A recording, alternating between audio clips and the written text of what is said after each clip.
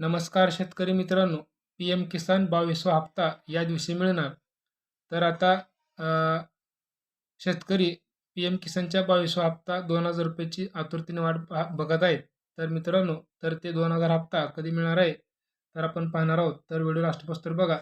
दररोजची व्हिडिओ बघण्यासाठी आपल्या डिजिटल शेतकरी यूट्यूब चॅनलला सबस्क्राईब करा. व्हिडिओला लाईक करा, शेअर करा.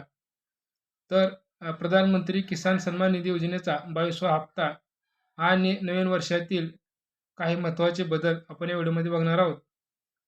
तर देशातील अल्पभूधारक आणि शेतकऱ्यासाठी केंद्र सरकारचे प्रधानमंत्री किसान सन्मान निधी योजना एक मोठा आधार ठरली आहे. तर योजनेच्या माध्यमातून पात्र शेतकऱ्यासाठी दरवर्षी ₹6000ची आर्थिक मदत थेट शेतकऱ्याच्या बँक खात्यात जमा केली जाते. आत्तापर्यंत या योजनेचे 21 हप्ते शेतकऱ्याच्या खात्यामध्ये जमा झालेले आहेत.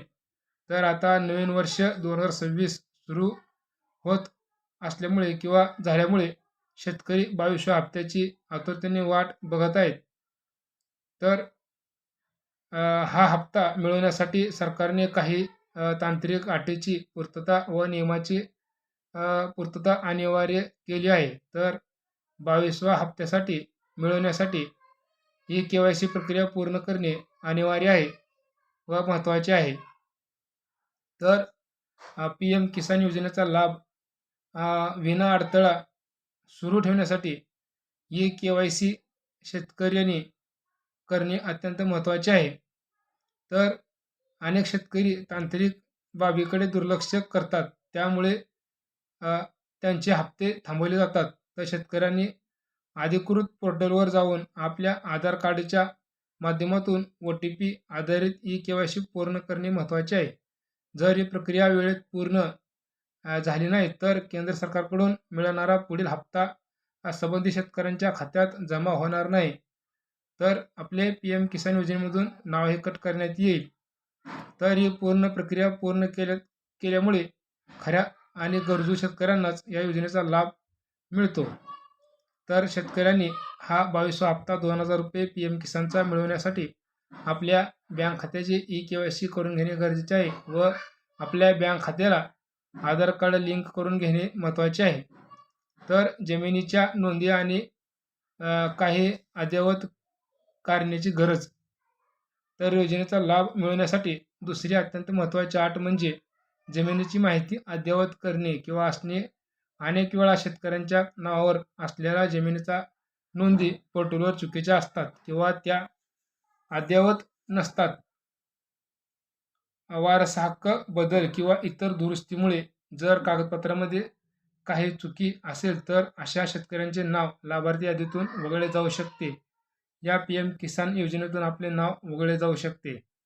त्यामुळे शेतकऱ्यांनी आपल्या स्थानिक महसूल विभागाशी संपर्क साधून, तलाठ्याशी संपर्क साधून आपल्या जमिनीच्या नोंदी आणि भूमी अभिलेख पोर्टलवर लिंक असल्याची खात्री करून घेणे अत्यंत महत्त्वाचे आहे व गरजेचे आहे किंवा आवश्यक आहे.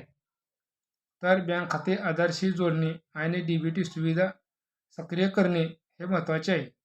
तर सरकारकडून मिळणारे सर्व अनुदान आता थेट लाभ हस्तांतरण म्हणजे डी-बी-टी प्रणालीद्वारे दिले जाते. तर यासाठी शेतकऱ्यांचे बँक खाते त्यांच्या आधार कार्डशी जोडलेले असणे अत्यंत महत्त्वाचे आहे. जर तुमचे बँक खाते आधारशी लिंक नसेल किंवा डी-बी-टी सुविधा सक्रिय नसेल तर हप्ता मंजूर होऊनही तो खात्यात जमा होऊ शकत नाही. तर शेतकऱ्यांनी आपल्या बँकेत जाऊन खाते के-वाय-सी करून घेणे आणि ते आधारशी मॅच झाले आहे का याची तपासणी करून घेणे महत्त्वाचे आहे. तर 22व्या हप्त्याची अपेक्षित वेळ आणि रब्बी हंगामासाठी महत्त्वाचे काही नियम. तर रब्बी हंगामातील पिकासाठी बियाणे, खते आणि मजुरीचा खर्च भागवण्यासाठी पी-एम किसानचा हप्ता शेतकऱ्यासाठी अत्यंत कळीचा ठरतो. त्यामुळे वर्षाच्या सुरुवातीलाच म्हणजेच 2026च्या पहिल्या आठवड्यात हा 22वा हप्ता वितरित होण्याची शक्यता आहे. तर सरकारने यापूर्वी स्पष्ट केले आहे की ज्या शेतकऱ्यांची सर्व कागदपत्रे आणि तांत्रिक बाबी पूर्ण आहेत त्यांनाच या निधीचा लाभ मिळू शकतो किंवा त्यांच्याच खात्यावरती हा हप्ता जमा होऊ शकतो.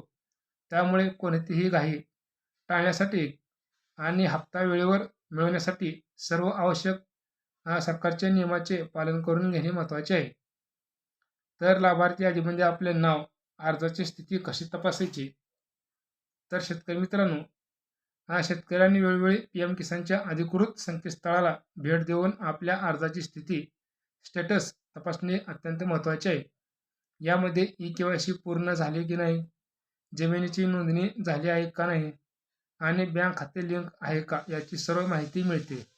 जर खाते लिंक आहे का, जर स्टेटसमध्ये काही त्रुटी दिसत असेल तर ती तातडीने दुरुस्त करून घेणे महत्त्वाचे आहे.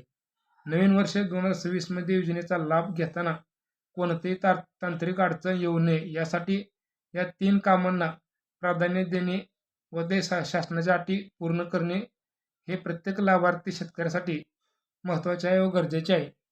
जेणेकरून जे शासनाने नियम लावले ते नियमाचे पालन केले किंवा आपली बँक खाते के-वाय-सी, आधार कार्डशी बँक खात्याचे आधार कार्ड लिंक करणे, या सर्व काही गोष्टी आहेत किंवा 7 बारावरती आपले नाव व्यवस्थित आहे का नाही, हे सर्व व्यवस्थित बघणे हे शेतकऱ्याचे काम आहे.